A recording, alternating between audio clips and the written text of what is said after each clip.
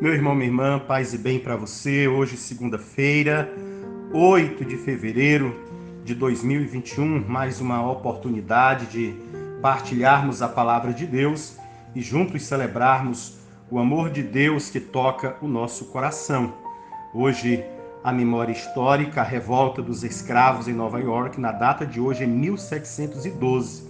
E também a grande repressão contra os quilombolas do Rosário aqui no Brasil, na data de hoje, em 1812. E também o primeiro uso de gás letal na execução de pena de morte nos Estados Unidos, na data de hoje, em 1924. São as memórias históricas que nós fazemos. Hoje é dia de São Jerônimo e também dia de Santa Josefina Baquita. E lembrando a você que é da nossa comunidade paroquial, que às 18 horas nós temos a missa aqui no Salão Social e às 19 horas, ou imediatamente após a Santa Missa, o Terço das Mulheres, aqui também no Salão Social, já aproveitando. Você é convidado a vir participar. Pedimos a você que divulgue este áudio, que deixe aí o seu comentário e agradecemos por você sempre escutar este áudio evangelizador da Manhã com Deus, para que assim nós estejamos unidos em oração. O evangelho de hoje é de São Marcos, capítulo 6, os versículos 53 ao 56, que diz: Naquele tempo, tendo Jesus e seus discípulos acabado de atravessar o mar da Galileia, chegaram a Genezaré e amarraram a barca. Logo que desceram da barca, as pessoas imediatamente reconheceram Jesus. Percorrendo toda aquela região, levava os doentes deitados em suas camas para o lugar onde ouviam falar que Jesus estava. E nos povoados e cidades e campos onde chegavam, colocavam os doentes nas praças e pediam-lhe para tocar, ao menos a barra de sua veste. E todos quanto tocavam ficavam curados.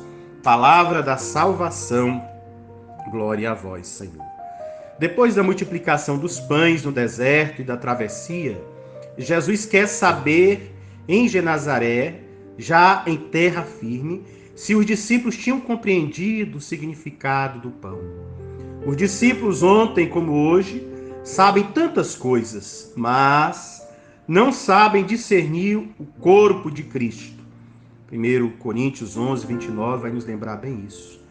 Diz um interessante ditado: muitos sabem não têm entendimento.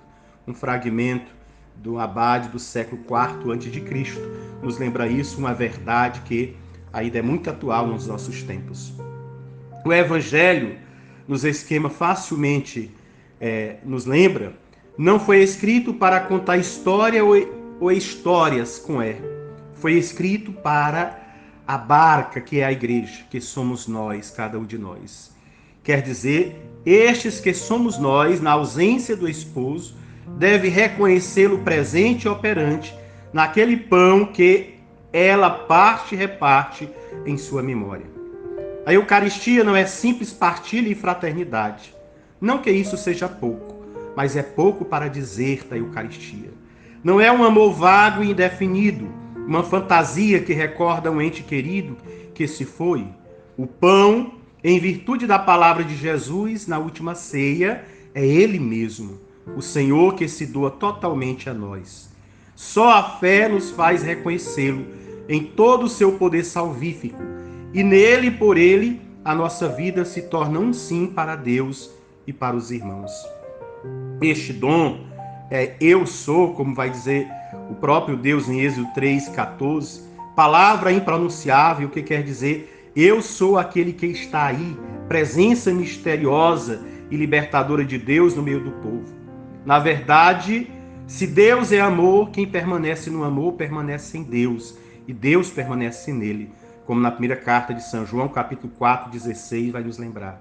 Entender o pão significa celebrar o mistério de Deus amor, nutrir-se de seu Cristo, ser assimilado a ele, filho do Pai e irmão dos irmãos, dado por nós, dado a nós. O simbolismo do pão não elimina o realismo das palavras de Jesus. Quem come a minha carne, bebe meu sangue, vive em mim e eu nele. vai dizer no Evangelho de São João, capítulo 6, versículo 56. Muitas vezes, até por conta da rotina e do formalismo, banalizamos a Eucaristia, mas através dela, Jesus está em nós e nós estamos nele, numa mesma vida e no mesmo Espírito, que nos põe a serviço uns dos outros, no amor que brota do amor. Os discípulos não reconhecem Jesus porque ainda não tinham entendido o acontecimento do pão. O coração deles estava endurecido. Na verdade, o acontecimento dos pães não é entendido sempre que a Eucaristia é celebrada sem a escuta, sem a obediência, sem o amor, sem a partilha e o louvor. Em Jerusalém, os primeiros discípulos, graças à memória da palavra e ao Espírito da presença, o entenderam e tiraram de modo exemplar as consequências pessoais e comunitárias, como testemunho nos Atos dos Apóstolos, no capítulo 2, os versículos do 42 ao 48.